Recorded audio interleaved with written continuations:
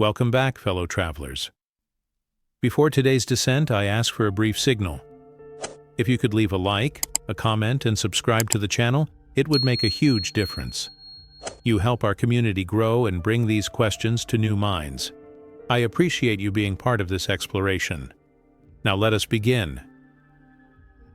My name is Jennifer, 41 years old, literature teacher, divorced for 3 years. I founded the book club to fill the emptiness of Thursday nights, to find meaning in pages that real life no longer offered. It was 7:23 in the evening. My small independent bookstore smelled of coffee and old paper. 8 chairs in a circle, 7 regular members. And today, we would finally get to know the work of a mysterious author who would change everything. Jen, did you get his book? Paul rushed in. Lawyer, 50 years old, voracious reader since his wife died. Entropies, arrived today.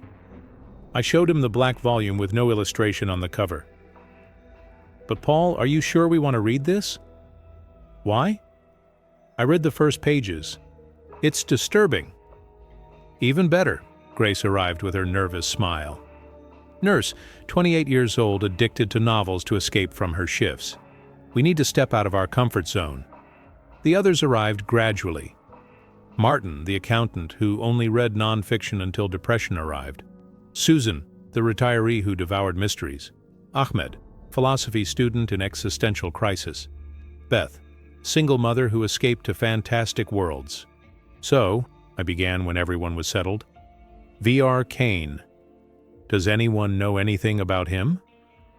Total silence. I had searched for hours on the internet and found nothing. No photos, biography, or interviews. Only 6 books published in the last 2 years, each more disturbing than the previous one. Shall we begin? Ahmed opened Entropies. First line, every story is a parasite that needs a host to survive. Nervous laughter echoed through the circle. Dramatic, Susan commented. But as we began reading together, the discomfort grew. The book had no traditional plot. It was a series of reflections on how narratives infect our minds, how we need stories to make sense of the chaos of existence, how we are addicted to happy endings that real life simply doesn't offer. This isn't fiction, Martin said after an hour of reading. It's a disguised treatise. About what? Beth asked, curious. About how stories are our collective denial mechanism. Paul took the book and read aloud. The human being is the only animal that tells stories because it's the only one that needs to lie to itself about the nature of existence. Each book is a dose of existential anesthesia. How depressing, Grace murmured. But is it true? Ahmed provoked. Why do we really read? To expand horizons, as we always say, or simply to escape? The debate heated up, but I noticed that Claire was quiet in the corner, several pages ahead of the others, with growing paleness on her face. Claire, are you okay? You need to read chapter 3, she said with a strange voice. We all quickly advanced the pages. The chapter was called Anonymous Readers. It described a fictional book club that discovered a terrible truth. The more they read, the less capable they were of living without reading. Fiction had become more real than their own lives. This is too meta. Susan tried to laugh, but the laughter came out forced. A book about a book club? For a book club? But all of us felt the uncomfortable mirror being placed in front of our faces. How many hours did we spend reading per day? How many times did we choose a book instead of facing our real problems? Look at this, Paul pointed to a specific passage. The compulsive reader doesn't seek knowledge. They seek anesthesia. Each page is an escape from the blank page of their own existence. Pretentious nonsense, Beth said with disdain, but her hands trembled as she held the book. We decided to continue reading, and the book became progressively more invasive. It was as if the author knew exactly why each of us was in that room. And then the impossible coincidences began. The character Paul in the book was a widower who read to avoid thinking about his dead wife. The fictional Jennifer was a divorced teacher seeking in books the love she had lost. These were details too specific to be mere chance. "How can he know this?" Grace whispered, frightened. "He doesn't know," I tried to rationalize. "They're just common archetypes. Any book club has people with similar profiles." But when we reached the character Ahmed, described as a philosophy student who read seeking answers that philosophy promised but never delivered, the silence became heavy and embarrassing. "I'm going to get more coffee." Ahmed left the room abruptly. The book continued, now describing how the fictional club discovered other books by Caine. How each new work removed a layer of meaning from life. First it destroyed the illusion of love, then family, art, and finally, language itself. The last page. Claire read the title of the sixth mentioned book. It's what the fictional club is reading when. When what? I asked. When they realize they can no longer stop reading, even wanting to stop, like real addicts. Martin closed the book forcefully, making a dry sound. Okay, this is pure psychological manipulation. He's making us question something that's perfectly healthy. But is it healthy? Paul asked, thoughtful. How many books did you read this month, Martin? 12. And how many times did you go out with friends? Go to the movies? Live some real experience instead of just reading about experiences? The silence that followed was loaded with guilt. That's when the confessions began. I read 3 novels per week, Grace admitted. I spend half my salary on books. I lie at work that I'm sick to stay home reading. I reread Harry Potter every year, Beth said quietly, because there the world makes more sense than here. And I only read biographies of dead people, Susan confessed, because at least their stories have a definite end. We looked at each other with uncomfortable recognition. When exactly had our passion for reading transformed into a compulsive escape from reality? We need to read his other books. Ahmed returned to the room with feverish eyes. We need to completely understand what he's trying to tell us. No, Martin protested vehemently. That's exactly what the book wants. To addict us to the very critique of reading addiction. But it was already too late. The seed of curiosity had been planted and was germinating. In the weeks that followed, we would devour all available work by Caine like starving people.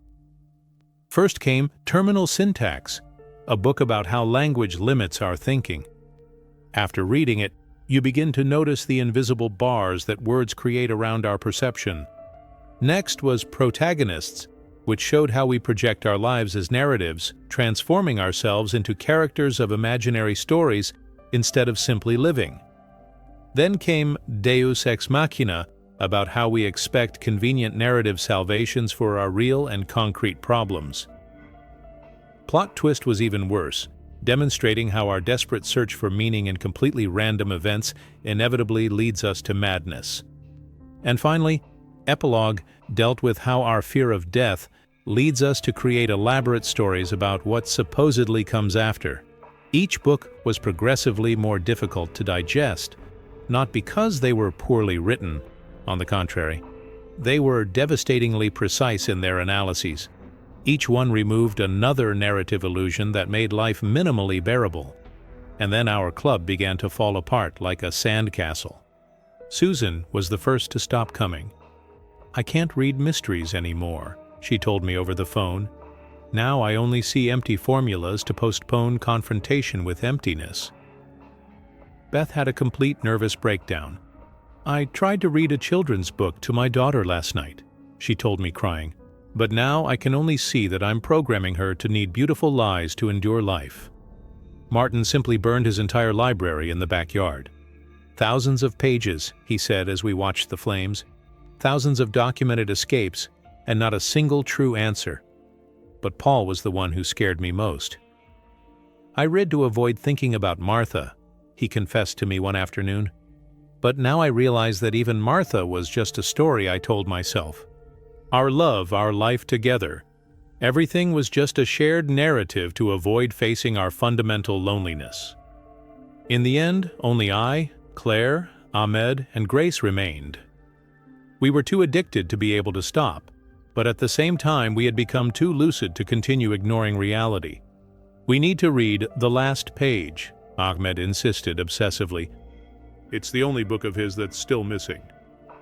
"That book doesn't exist," Claire revealed after an exhaustive search. "I looked everywhere. Bookstores, used bookshops, libraries." "It has to exist," Ahmed argued. "It's clearly mentioned in Entreprise." It was Grace who finally discovered the truth. The Last Page wasn't a commercially published book. It was an exclusive manuscript, sent only to those who wrote to a specific address that was hidden in code in the other books. We waited 3 agonizing weeks.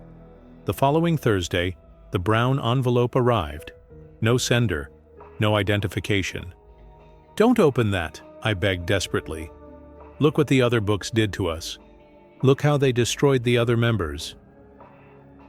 "But we need to know how the story ends," Ahmed said with his hands already on the envelope. "What if it doesn't end? What if that's precisely the point?" But he was already tearing open the envelope, and there was no turning back. The Last Page was completely different from the others. It was surprisingly short, only 100 pages.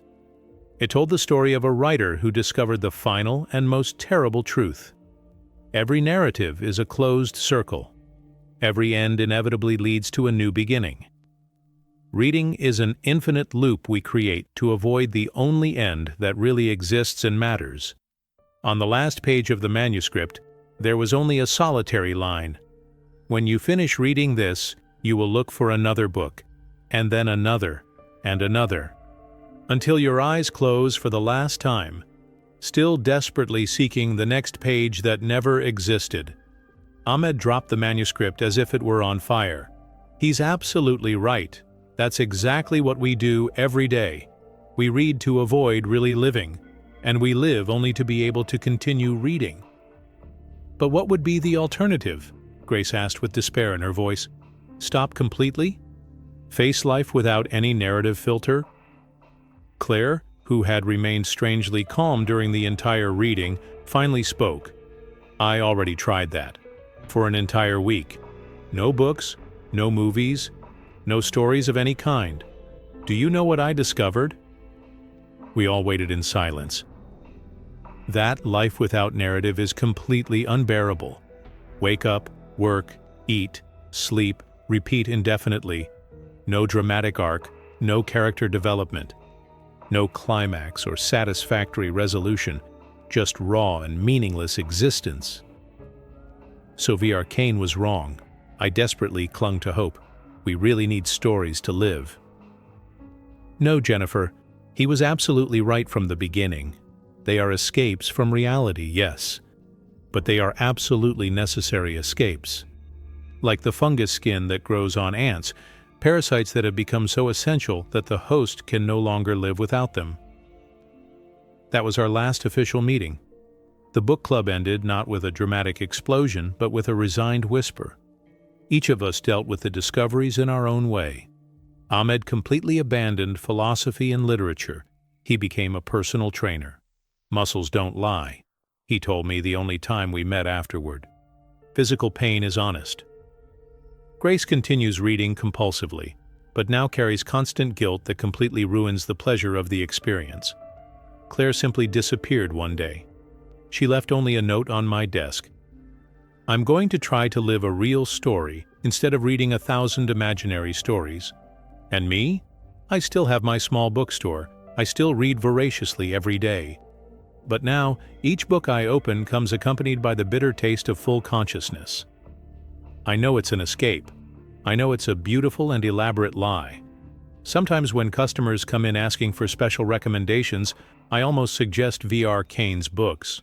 I almost share the virus of absolute lucidity that we contracted. But I always restrain myself at the last moment, because I learned that some truths don't actually liberate. They just exchange a known prison for a different and crueler prison. And if I had to choose between the comfortable prison of stories and the cold prison of completely naked reality, well, at least stories still offer happy endings, even knowing they're lies.